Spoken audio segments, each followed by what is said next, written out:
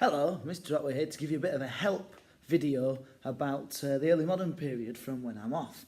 And there's several things that you're going to look at, including what caused the changes that did happen in the early modern period, and we're going to cover a bit of that today, so I won't go mad. But I would say there are two really important things that you need to know about the early modern period. One of them is the huge religious changes. I have talked about it before.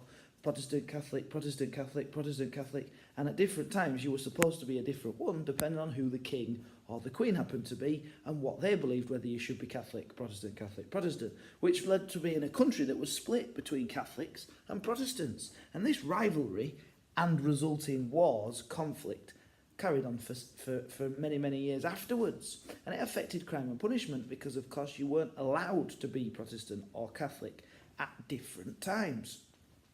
There's also the development of the printing press. So that means ideas can spread quickly.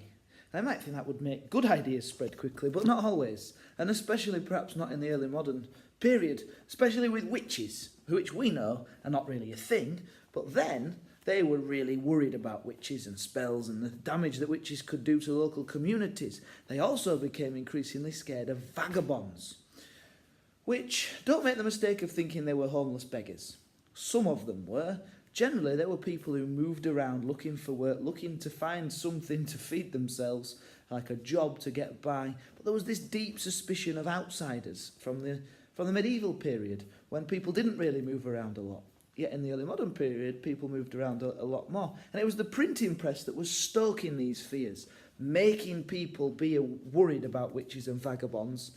And the kings and queens didn't help either.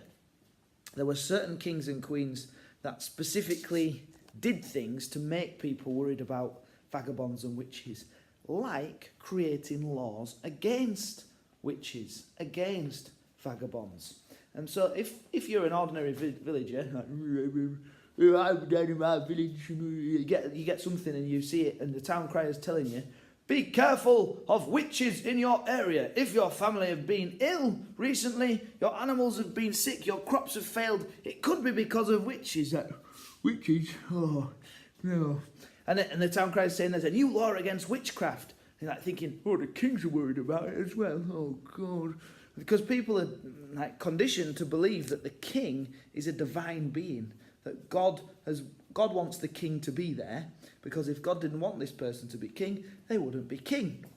So people believe what the king says. It's a very important, powerful position.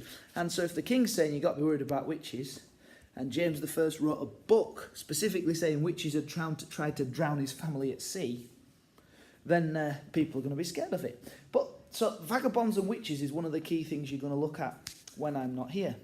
There were more incidents of witchcraft, probably tied into the printing press and all of this religious fear, because it makes people more superstitious, more willing to believe in the devil, because it's forefront of the mind at the time of the early modern period. Vagabonds, well, people move around, especially during periods of bad harvest. When they're struggling to make a living for themselves, struggling to get by, they'll move to try find somewhere where they can get by. And people treated these vagabonds, which you might call like migrant workers. That's what they tried to be, migrant workers. They treated them terribly. They had terrible punishments, sometimes resulting in death for just moving around trying to find work. But you see, people didn't want these outsiders coming and trying to steal jobs from their area and take advantage. So that's just a little flavour of the early modern period. We've got religious changes, we've got the printing press, we've got fear of witches and fear of vagabonds. There we go.